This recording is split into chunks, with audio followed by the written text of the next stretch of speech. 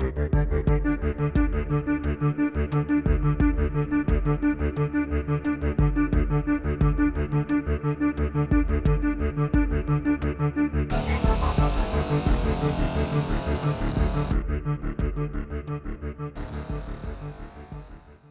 right, out on Parker, headed up north to Mapleton. I am trying the windscreen on the Insta One X, see if I can reduce some of the wind noise. That, and with their new feature where they're digitally reducing the wind noise, see if this works. So here we go. Really hot today, 82-ish, very, very warm. Seeing if I can make it up to Mapleton and back.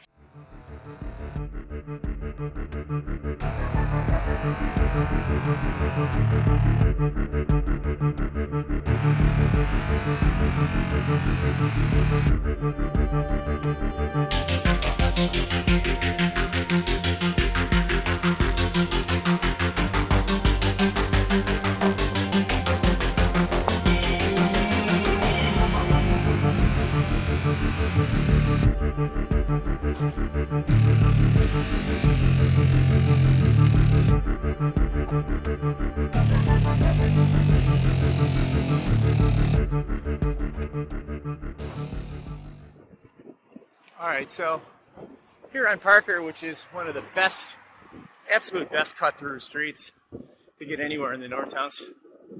And here we're going to see one of my just head-shaking things on Parker. Confederate flag.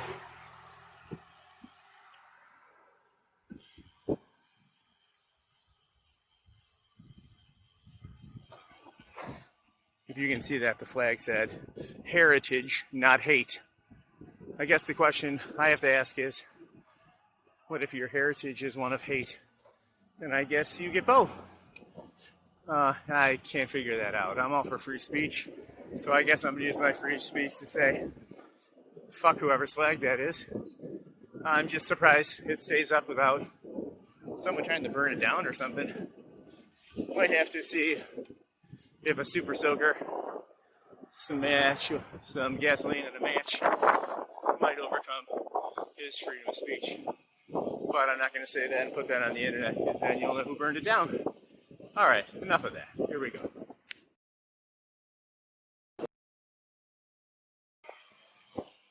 Now, one of the neat things about this Galzetti is that it is a 1x. It is running a 50 up front, so it's like a big ring and a compact. 50 up front with an 11 to 30 in the back. So it's not great for hills. I mean, if you're going to go into a hilly course, you don't want to take a bike with a 1x. But it will cover 90% of the things that I ride. The only thing with the 1x that I've really noticed, especially being so spoiled with ETAP on the trek, is when I'm logging like this with my right hand holding the Insta360 One X, you miss having that left hand downshift. If you're in too hard of a gear and you're trying to pedal, you want to go to an easier gear, you can't do it because everything's on the right hand with the double tap, which is SRAM rival double tap. So that kind of stinks. I really like the Insta. I think it's a great camera for the bike. My only complaint is the noise from the wind, so we'll see if this solution works.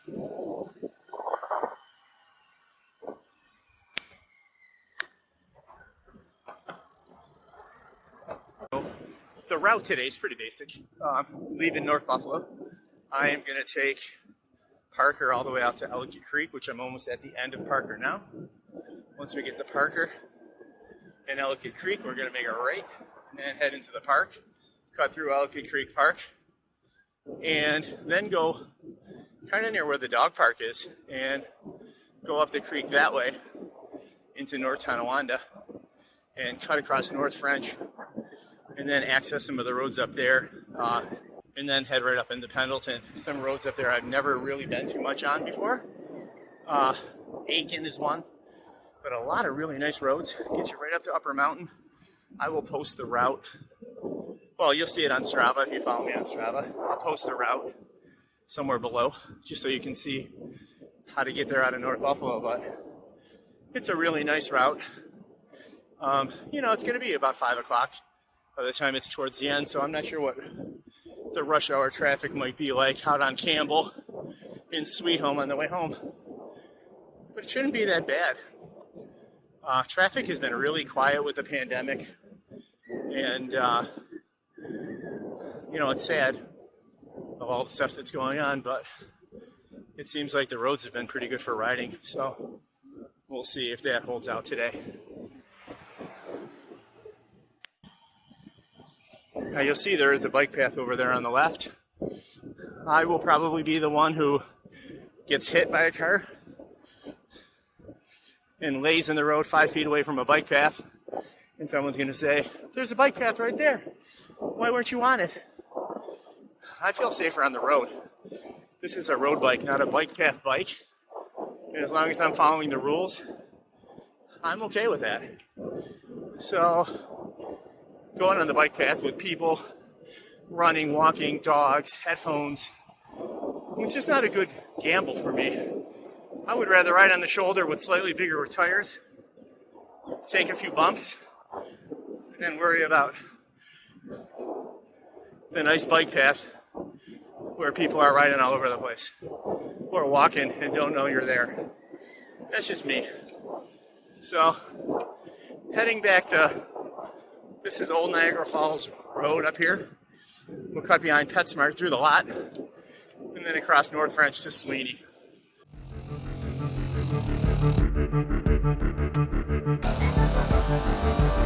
Very bumpy here.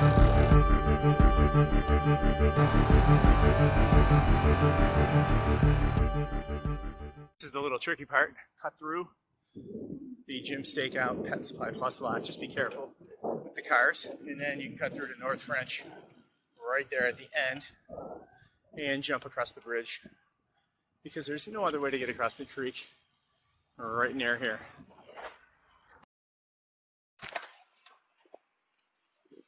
And if you get lucky, you come right out like that. Beautiful.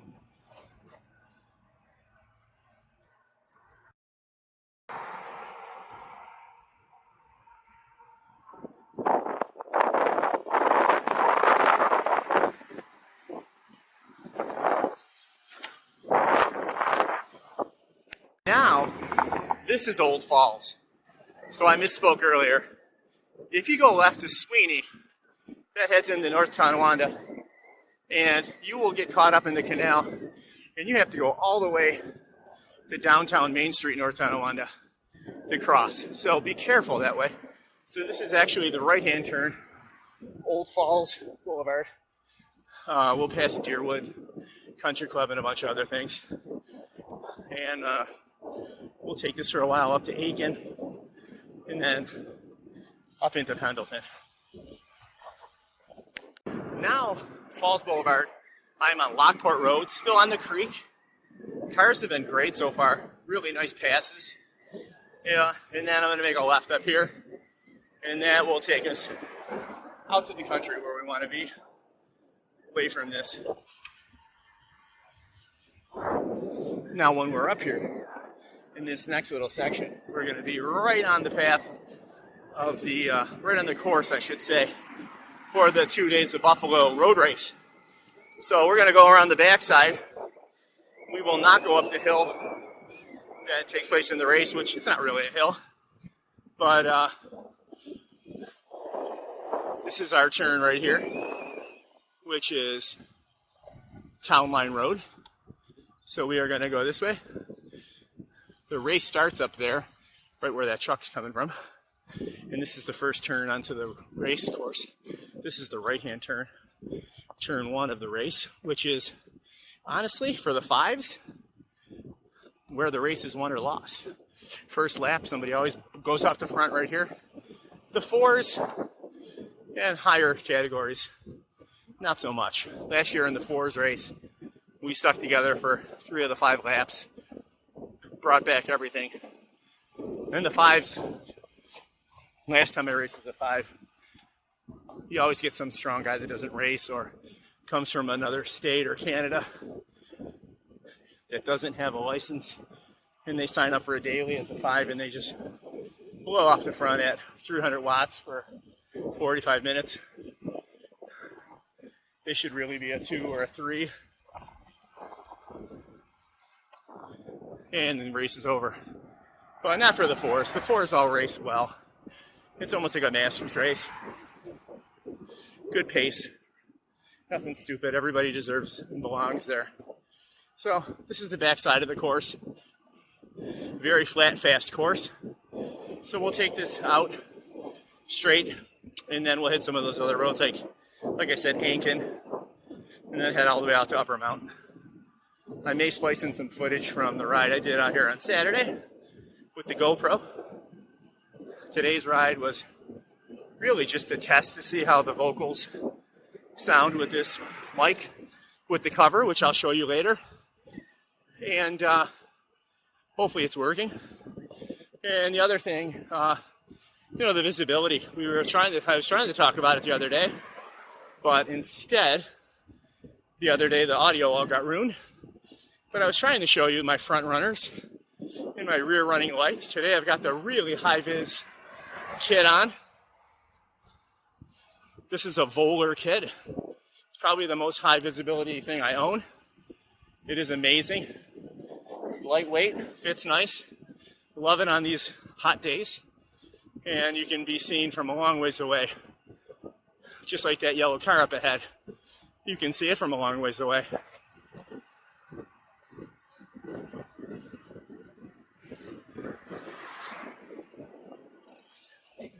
Especially on these country roads, I like to give drivers a heads up. They like to go fast, they're coming out of work. Give them any help they can get to see you. It's always a good idea. Oh, I think I just ate a bug. So still out here on still out here on Lockport Road. About to make a left. Traffic not terrible. Like I said. It's been quiet lately. So this is Aiken. Aiken is a beautifully paved road. Very little traffic. And this will take us right out to the heart of wine country, I guess. Farm country. All nice roads up here. I am about to hit Mapleton. So this is almost 15 miles for me from my house. So it's 82, 85 maybe today. So I'm going to turn around. I will post a couple routes, but this will be a good one out and back. So I'm going to turn.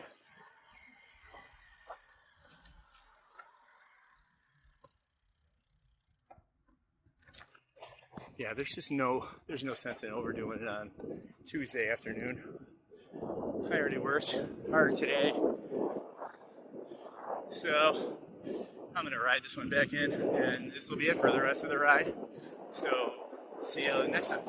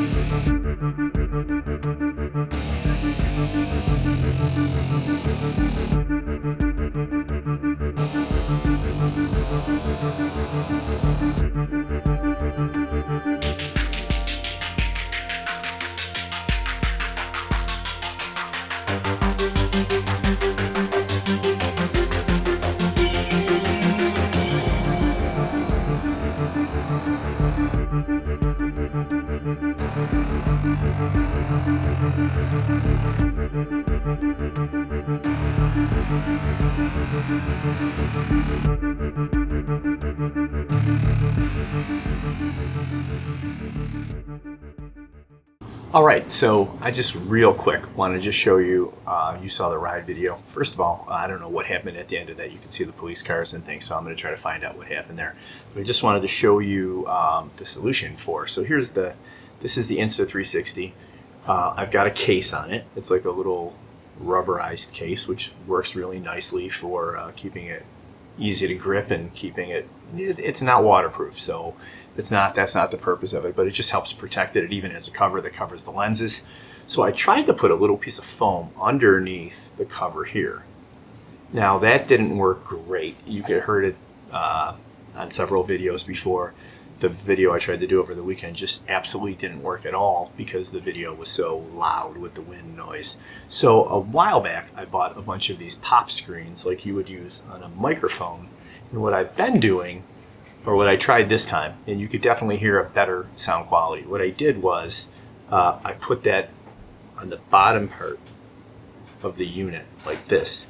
So when I pull it out of the back of my jersey and one click of the button, turn it on, I'm kind of holding it in my hand, and this is working as a windscreen.